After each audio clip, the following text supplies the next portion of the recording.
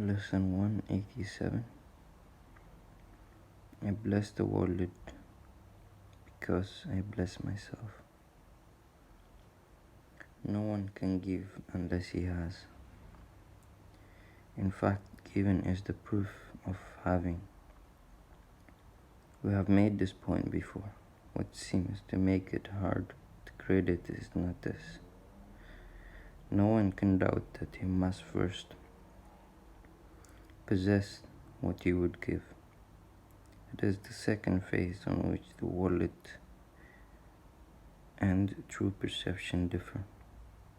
Having had and given, then the world asserts that you have lost what you possessed. The truth maintains that given will increase what you possess. How is this possible? For it is sure that if you give a finite thing away, your body's eyes will not perceive it yours. Yet we have learned that things but represent the thoughts which make them.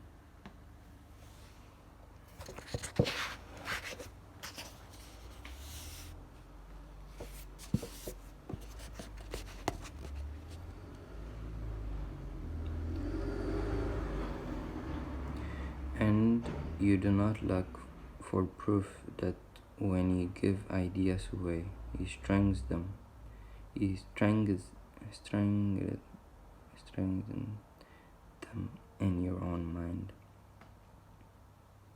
Perhaps the form in which the thought seems to appear is changed in giving, yet it must return to him who gives. Nor can the form it takes be less acceptable. It must be more. Ideas must first belong to you before you give them. If you are to save the world, you first accept salvation for yourself. But you will not believe that this is done until you see the miracles and it brings to you every one you look upon.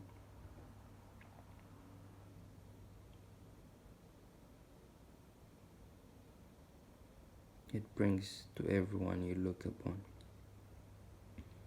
Here is the idea of giving, clarified and given meaning. Now you can perceive that by your giving as your store increased.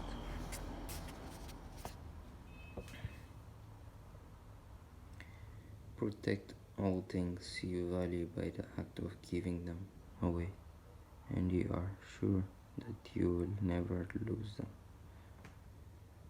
What thought you did not have is thereby proven yours, yet value not it is found, for this will change and grow unrecognizable in time. However much you try to keep it safe, no form endures.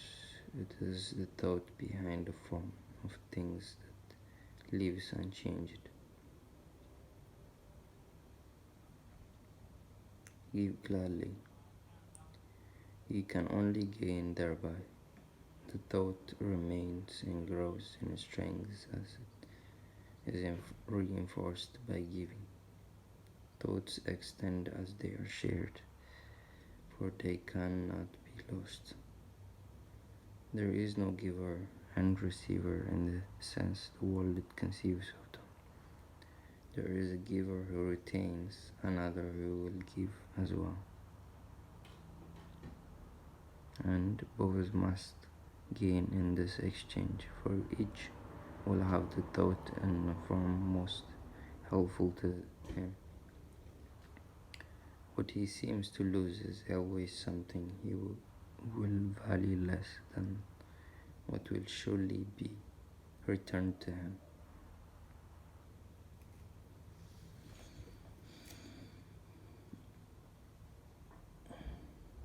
Never forget You give but to yourself. Who understands what giving means must laugh at the idea of sacrifice, nor can he fail to recognize the many forms which sacrifice may take.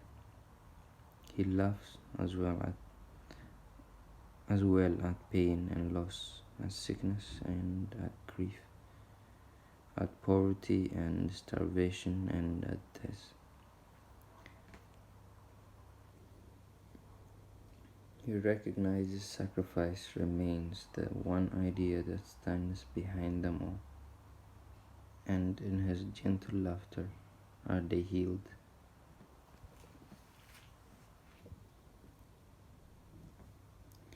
Illusion recognized must disappear.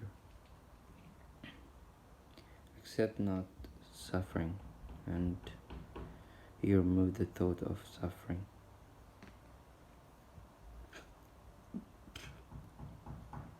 Your blessing lies on everyone who suffers when you choose to see all suffering as what it is.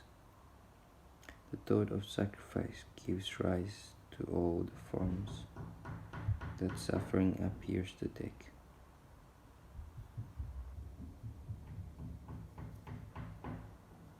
And sacrifice is an idea so mad that sanity dismisses it at once. Never believe that you can sacrifice. There is no place for sacrifice in what has any value. If the thought occurs, its presence proves that error has arisen and correction must be made. Your blessing will correct it, given first to you. It now is yours to give as well. No form of sacrifice and suffering can long endure before the face of one who has forgiven and has blessed himself.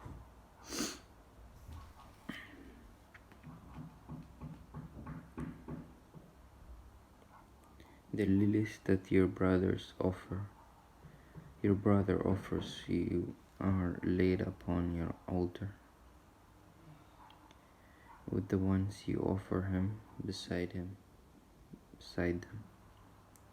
Who could fear to look upon such lovely holiness?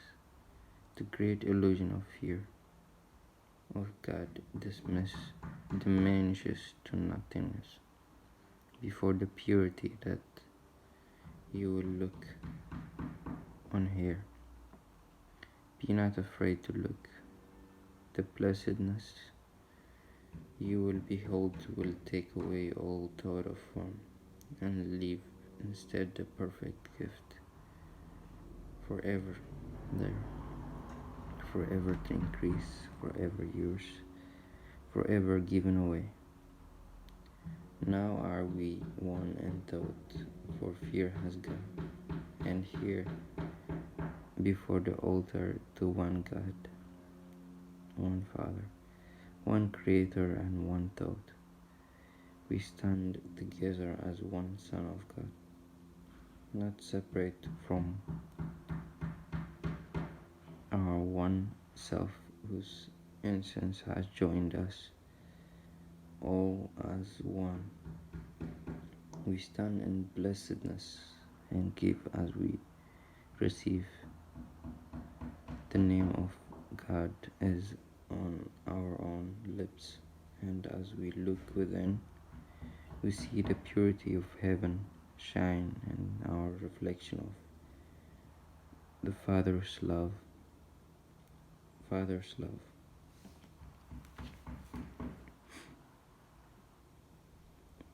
Now are we blessed, and we bless the world. What we have looked upon, we would extend, for we would see it everywhere. We would behold it shining with the grace of God in everyone. We would not have it be withheld from anything we look upon. and to ensure this holy site is ours. We offer it to everything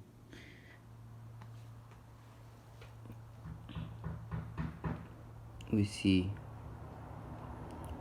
for where we see it, it will be returned to us in form of lilies we can lay upon our altar, making it the home for incense itself, who dwells in us and offers us his holiness as ours.